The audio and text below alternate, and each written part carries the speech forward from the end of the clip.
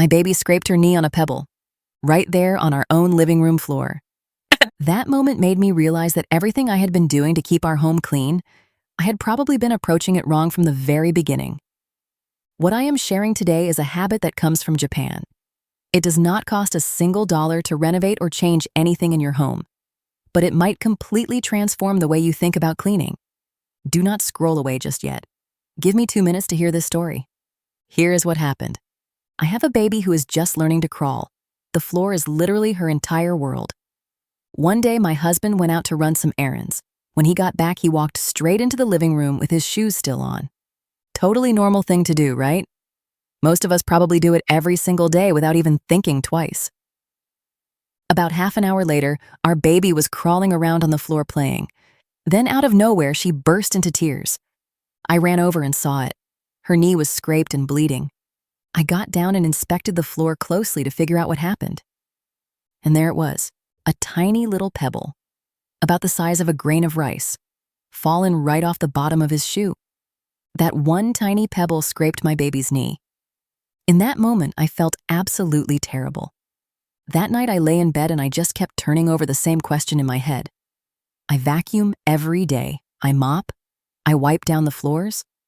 So how did I still not prevent something like this from happening? And then it finally clicked. Everything I had been doing was just damage control after the fact. The real dirt had never once actually been stopped at the door. Think about where your shoes go every single day. The floor of a gas station, a supermarket parking lot, the locker room at the gym. Studies have found that the bottom of a shoe can carry up to 400,000 bacteria. 400,000. And then all of that gets tracked right into your home, step by step. Across your living room carpet, across the exact spot where your child plays. So no matter how often you vacuum, you are really just patching a leak over and over again. The source of the problem has never been dealt with. That is when I thought about homes in Japan. A lot of people's first instinct is to say, Japanese homes are clean because they are smaller, there is less stuff, and they are just easier to manage. I used to think that too. But the real reason has nothing to do with the size of the house. It comes down to one concept called a Genkan, the entryway. In Japan, almost every single home has this dedicated little space right at the front door. When you come inside, the very first thing you do is take off your shoes. But there is actually a deeper idea behind this, and it comes from two Japanese words, uchi and soto. In Japanese, uchi means inside, the home. Soto means outside, the world beyond your door. Those two words sound simple, but in the Japanese way of thinking, they represent two completely different worlds. Soto is the public world.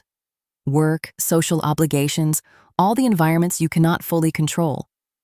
Uchi is your private world, your family, your rest, the part of life that is truly yours. In Japanese culture, these two worlds are not meant to be casually mixed together, and the Genkan is the switch between them. The moment you stand in that entryway and take off your shoes, you are completing a transition. You are shifting from the version of yourself that exists out there to the version of yourself that belongs in here. That is why in so many Japanese households, no one needs to be reminded to take their shoes off. Nobody finds it inconvenient. Because to them, it is not an extra step. It is simply part of coming home.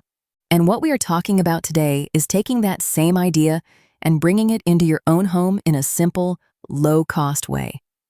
Now, this is not a suggestion. This is a rule. There is no negotiating it. You might be thinking, we already do this. We take our shoes off at the door. Okay, let me ask you 3 questions. Does your kid do it every single time? Does your partner do it every single time? Do your guests do it every single time?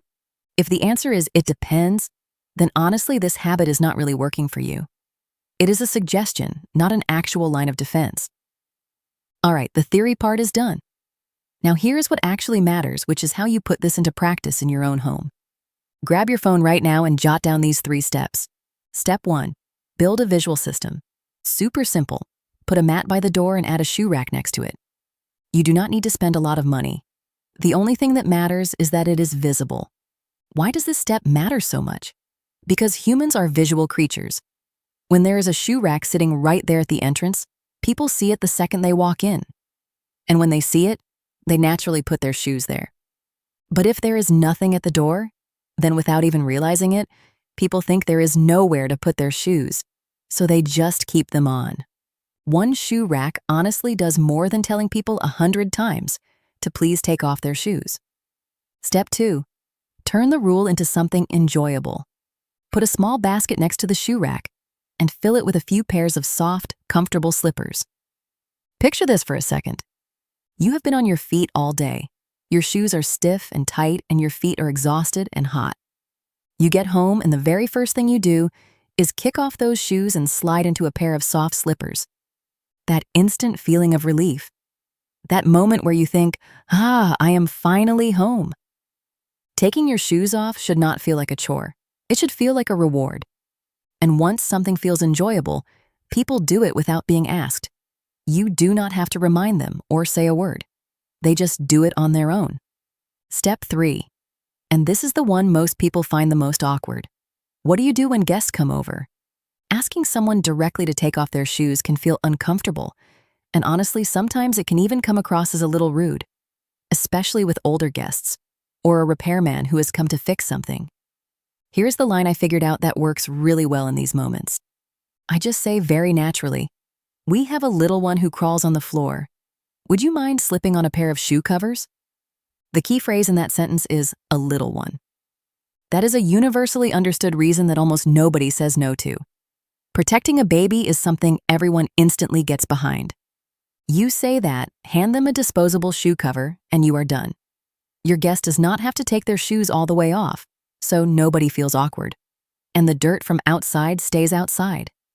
That is a win for everyone. Let me give you a quick summary. The whole system really comes down to 4 things: a floor mat, a shoe rack, a basket of slippers, and a box of disposable shoe covers. The total cost is probably under $20, but you will feel the difference right away. Now let me tell you what actually changes when you stick with this habit long term.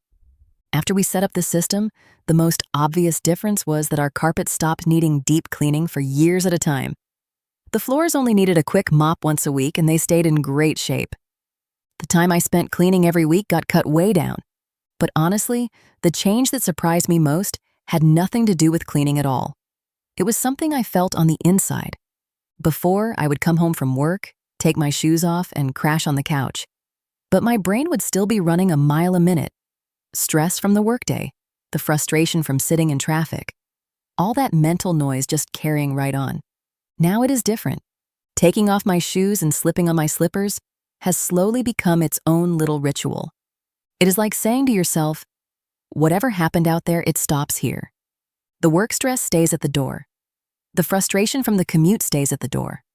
What walks through that door is just you, fully present and finally relaxed. And from that moment on, home stopped being just a place to sleep. It became a space that is completely yours, a place where you are in control, a real sanctuary. All right, that is everything for today. Here are 3 small things you can start doing right now.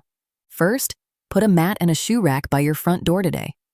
Second, set up a basket of slippers somewhere visible right at the entrance. Third, next time a guest comes over, try that "we have a little one" line and see how it goes. It really is that simple. But I truly believe that this one small habit could change the way every single weekend feels from here on out. If this video helped you in any way, go ahead and hit that like button and subscribe to my channel. And pass it along to that friend who is always complaining that the cleaning never ends. See you in the next one.